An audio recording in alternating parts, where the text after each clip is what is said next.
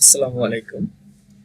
SMJ আইটির পক্ষ থেকে আমি মিজানুর রহমান আছি আপনাদের সাথে। সো আপনারা অবশ্যই দেখছেন যে আমরা এই চ্যানেলে গুগল অ্যাডস ক্যাম্পেইন নিয়ে একটি কোর্স চালু করেছি।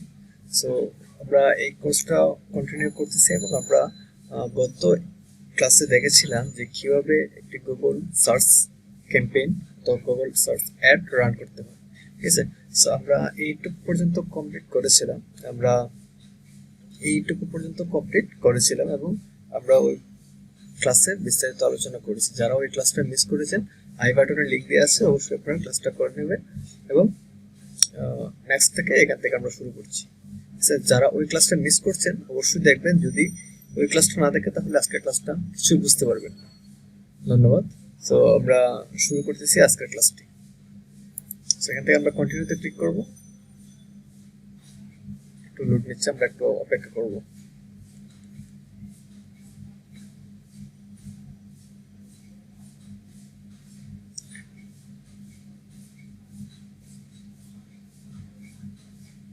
আচ্ছা, আমরা এমন একটা ইন্টারফেস আসবে আমাদের সামনে। আসার পরে দেখতে পাচ্ছেন এখানে বিডিং লেখা আছে। এই বিডিংটা আসলে কি এটা আমাদের বুঝতে হবে।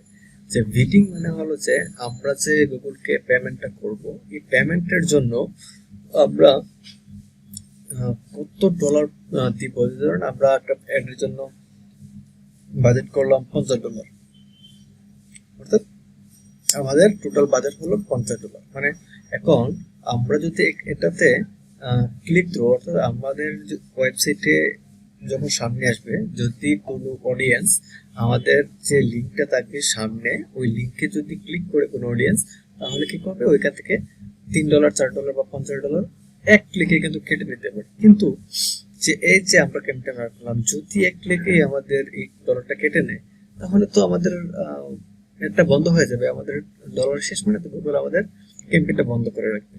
ঠিক আছে, সো এই ক্যাম্পেইনটাকে আমরা কিভাবে, মানে আমাদের সুইচেবল যে কি আছে রিজনেবল প্রাইসটা আমরা দিয়ে দিব, যে আসলে কত ক্লিকে কত সেন্ড করে বা কত ডলার করে আমাদের এখান থেকে গুগল কেটে নেবে।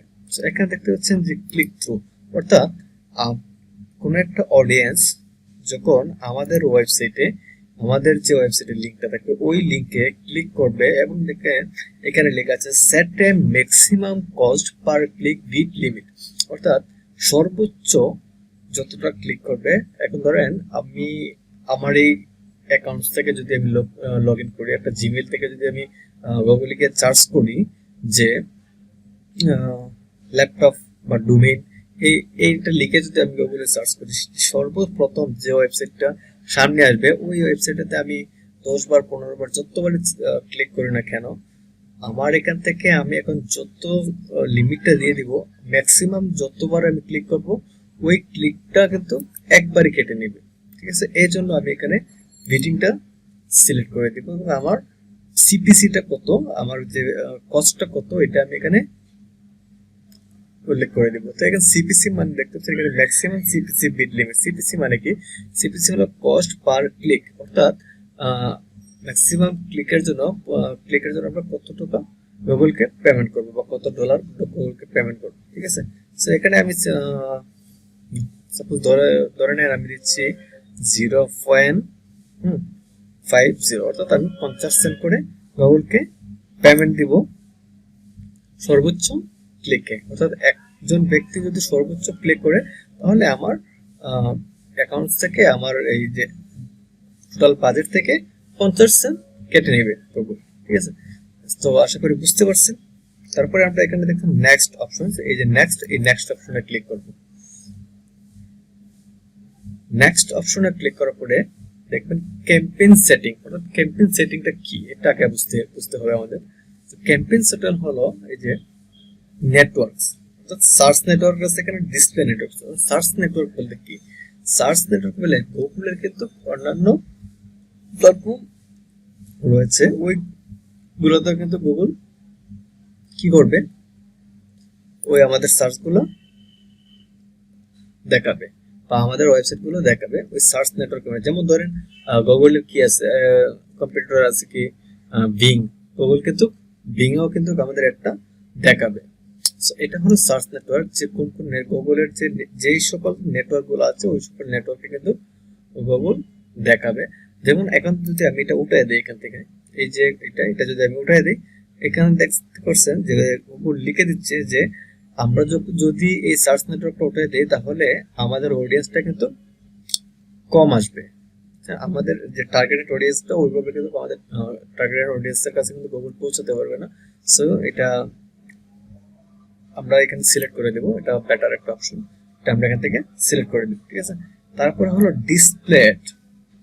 ডিসপ্লেটা হলো কি গুগল কিভাবে আমাদের অ্যাডটাকে ডিসপ্লে করবে, কিসের মাধ্যমে, বিভিন্ন ওয়েবসাইটের মাধ্যমে, ওয়েবসাইটের ভিতরে যে আমাদের এগুলো ডিসপ্লে করবে। এই যে যে ডিসপ্লে নেটওয়ার্ক গুলো, আমরা ডিসপ্লে নেটওয়ার্ক গুলো এখানে গুগলের যে ডিসপ্লে সিস্টেম গুলো আছে ওইখানে তারা কি করবে, অ্যাড দেখাবে। এই দুটো আমরা এখানে সিলেক্ট করে দিই। ঠিক আছে, সিলেক্ট করার পরে আমরা একটু নিচে আসবো, এখান থেকে নিচে আসার পরে এখন আমাদের সিলেক্ট করতে হবে যে লোকেশনটা আসলে আমরা কোন এরিয়া থেকে বা কোন কান্ট্রি থেকে আমরা ক্যাম্পেইনটা রান করতেছি। সো তারপরে আসবো আমরা এখানে লোকেশনে। তো লোকেশনে আসার পরে এখানে আমরা সিলেক্ট করব যে আমাদের যে ক্যাম্পেইনটা আমরা রান করব আসলে এটা কোথায় রান করব, বা আমাদের ক্যাম্পেইনটা কোন কান্ট্রিতে রান করব, কোন কান্ট্রিতে, কোন এরিয়াতে, কোন স্টেটে আমরা আমাদের ক্যাম্পেইনটা রান করব, কোন এরিয়াতে আমরা এটা সিলেক্ট করে দিব। যেহেতু আগে আমরা সিলেক্ট করব আমরা কোন কান্ট্রিতে এটা রান করব। সো কান্ট্রির জন্য আমাদের এখান থেকে বাংলাদেশ আছে, বাংলাদেশ সিলেক্ট করব।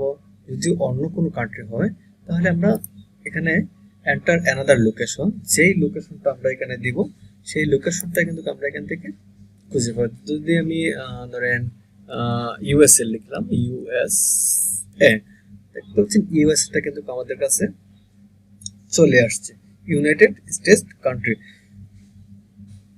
ঠিক আছে, ইউএসএটা কিন্তু চলে আসছে। ধরেন আমি বাংলাদেশে একটা কোম্পানির জন্য কাজ করলাম, যদি আমি বাংলাদেশ লিখি এখানে,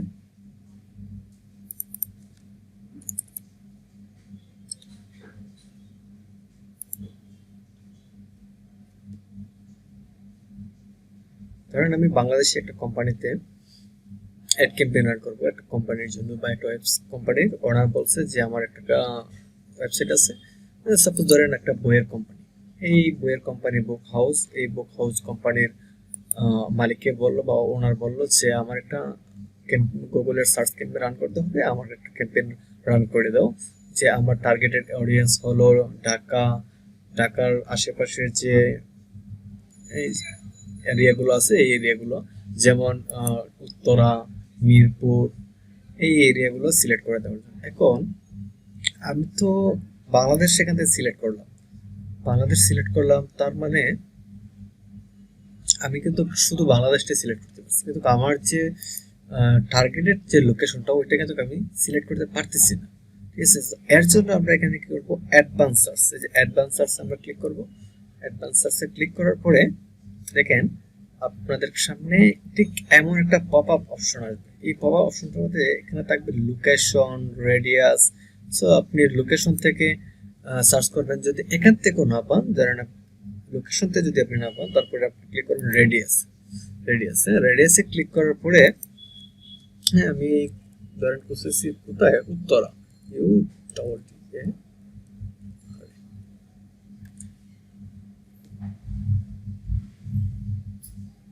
এই যে উত্তরা কোথায়, আমি উত্তরা কত নম্বর সেক্টর, উত্তরা 11 নম্বর সেক্টর। ঠিক আছে, এবং কত, ঠিক আছে, এই যে উত্তরা 11 নম্বর সেক্টর, এবং আমি কত মাইলের মধ্যে চাচ্ছি বা কত কিলোমিটারের মধ্যে চাচ্ছি, আমি এখান থেকে সিলেক্ট করে আমি উত্তরাতে যে 20 কিলোমিটার, উত্তরা 20 কিলোমিটার এরিয়া নিয়ে আমি একটা রান করতে যাচ্ছি। ঠিক আছে, এই আমি এখানে উত্তরা সিলেক্ট করে দিলাম। আপনি যতগুলো প্রয়োজন আপনি এখান থেকে সার্চ করে আপনি বের করে দিতে পারবেন। ঠিক আছে, সো আমরা দেখলাম কিভাবে লোকেশনটা সিলেক্ট করতে হয়। তারপরে আমি যাব একটু নিচে, এখানে দেখবেন ল্যাঙ্গুয়েজ, অর্থাৎ আপনি কোন কোন ভাষা আপনার ক্যাম্পেইনে রান করতে চাচ্ছেন, যে আপনি ল্যাঙ্গুয়েজ মানে আপনি ইউএস এর হলে তো অবশ্যই ইংলিশ থাকবে, ফ্রান্স হলে ফ্রেঞ্চ ভাষা, যে কোরিয়ান হলে কোরিয়ান ভাষা। এই যে ল্যাঙ্গুয়েজ গুলো আছে, ল্যাঙ্গুয়েজ গুলো আপনি ইউজ করতে পারেন। এখান থেকে আমি বাংলাদেশের জন্য করতেছি, আমাদের ইংলিশটাই বাই ডিফল্ট এটা থাকবে। সো অবশ্যই বুঝতে পারছেন, আপনি যে ক্লায়েন্টের কাজ করবেন ওই ক্লায়েন্টের রিকোয়ারমেন্ট অনুযায়ী ওই ক্লায়েন্ট কোন কান্ট্রি ওইটার অনুযায়ী আপনি আপনার এখানে ল্যাঙ্গুয়েজটা সিলেক্ট করবেন।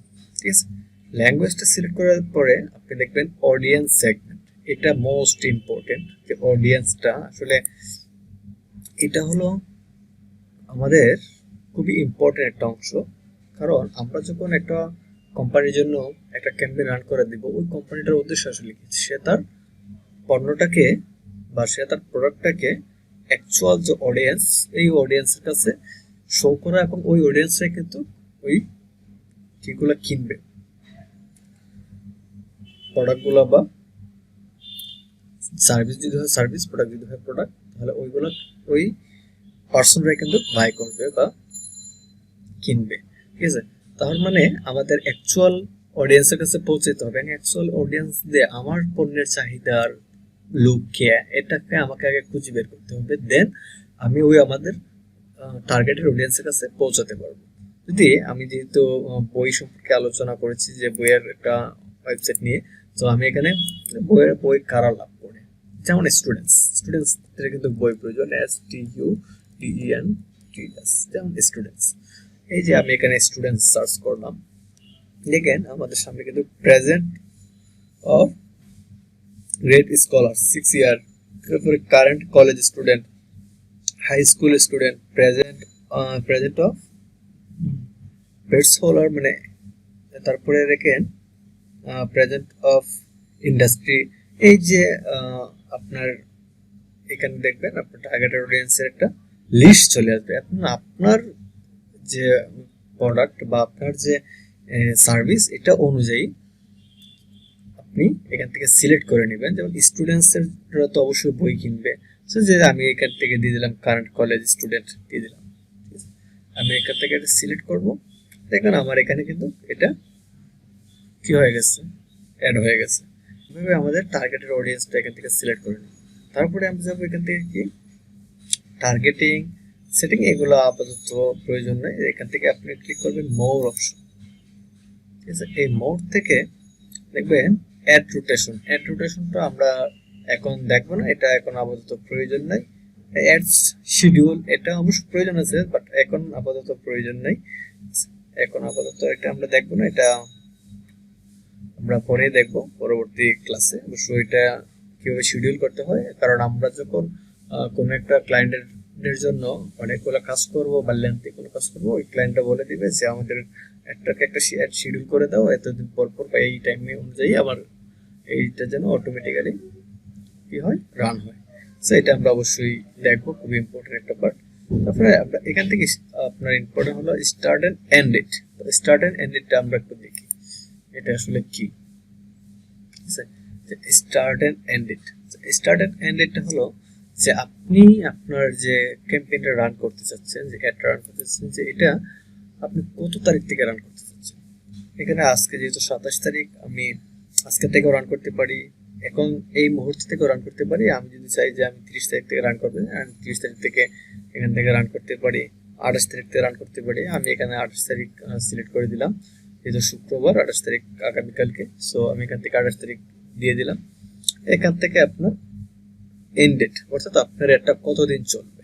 এখানে একটা বিষয় ক্লিয়ার করে রাখি, দেখবেন অনেক ক্লায়েন্ট বলবে যে আমার একটা কিন্তু 30 দিন চলবে, অনেক ক্লায়েন্ট বলবে আমার একটা 15 দিন চলবে, অনেকে বলবে আমার একটা 10 দিন চলবে। তো সেই ক্ষেত্রে আপনারা কিভাবে এটা সিলেক্ট করবেন। যদি কোনো ক্লায়েন্ট বলে যে আমাকে একটা 30 দিনের জন্য সিলেক্ট করে দেন, আপনি এখান থেকে আপনি যেই সময়ে একটা রান করবেন ওই সময় থেকে হিসাব করে, ওই দিন থেকে হিসাব করে আপনি এখান থেকে আপনার 30 দিন যত যেই তারিখে হয় 30 দিন, ওইখানে গিয়ে ওই তারিখটা সিলেক্ট করে দিবেন। সো ওই তারিখটা পর্যন্তই আপনার একটা কিন্তু এখান থেকে চলবে। ধরুন আমি 28 তারিখ থেকে পরবর্তী মাসে নভেম্বর মাসের 30 তারিখ পর্যন্ত আমার একটা চলবে, এটা সিলেক্ট করে দিলাম। এখন আরেকজন ক্লায়েন্ট এসে বসলো যে না আমার কোনো এন্ড ডেট লাগবে না, জাস্ট আমার একটা ক্যাম্পেইন রান করে দাও, আমার অটোমেটিক্যালি আমার এখানে পেমেন্ট করতে থাকবো আমি, আমার ডলার আমার অ্যাকাউন্ট থেকে ডলার কেটে নেবে, আমি সব সময় ক্যাম্পেইনটা চালিয়ে যাব, আমার এখান থেকে ভালো একটা রেজাল্ট আসবে আশা করি। এইটা যদি আপনার ক্লায়েন্ট বলে তাহলে আপনি এখান থেকে কোনো এন্ড ডেট দেওয়ার প্রয়োজনই পড়ে না, আপনি এখান থেকে শুধু স্টার্ট ডেটটা দিয়ে দিবেন যে কখন থেকে আপনার ক্যাম্পেইনটা রান হবে। ঠিক আছে, সো এই বিষয়টা এখান থেকে খুবই ক্লিয়ারফুলি আপনারা দেখে নেবেন। তারপরে আপাতত আর কোনো কিছু এখান থেকে আমাদের দেখার প্রয়োজন নাই, অবশ্য যে অপশনগুলো বলেছিলাম এগুলো আমরা নেক্সট ক্লাসগুলোতে দেখবো। আসলে এখনো এই ক্লাসগুলোর কোনো কাজ নাই, এবং শিডিউলটার কাজ অবশ্যই খুব ইম্পর্টেন্ট, একটু আমরা পরবর্তী ক্লাসে দেখবো। তারপরে আমরা এখান থেকে নেক্সটে ক্লিক করবো। নেক্সট ক্লিক করার পরে দেখতে পাচ্ছেন কিওয়ার্ডস এন্ড অ্যাডস। এই যে একটা কথা, এই কথাটা খুবই ইম্পর্টেন্ট, এবং এটার কারণেই কিন্তু আপনি আপনার অডিয়েন্সদের কাছে পৌঁছাতে পারতেছেন, আপনি আপনার টার্গেটেড পিপলদের কাছে পৌঁছাতে পারতেছেন। ঠিক আছে, এবং এটার কিন্তু অনেক গুরুত্ব আপনার ক্যাম্পেইনটার ক্ষেত্রে ভূমিকা পালন করে। এটার জন্য আগে আমাদেরকে শিখতে হবে কিভাবে কিওয়ার্ড রিসার্চ করে আমাদের হাই কম্পিটিটিভ এবং লো কম্পিটিটিভ যে কিওয়ার্ডগুলো আছে ওই কিওয়ার্ডগুলো আমাদের রিসার্চ করতে হবে, এবং কিওয়ার্ডগুলো ওইখান থেকে রিসার্চ করে আমাদেরকে এখানে কিভাবে কিওয়ার্ডগুলো সাজাতে হয় এই বিষয়গুলো দেখতে হবে। সো এর জন্য অবশ্যই আমরা কিওয়ার্ড রিসার্চের একটা ক্লাস করব। সো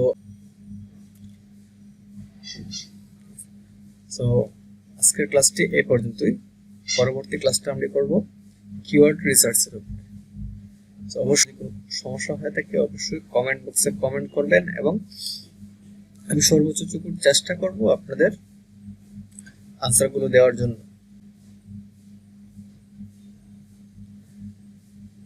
সো আমার চ্যানেলটি সাবস্ক্রাইব করবেন, পাশে থাকা বেল আইকনটি অন করে রাখবেন। ধন্যবাদ, আসসালামু আলাইকুম।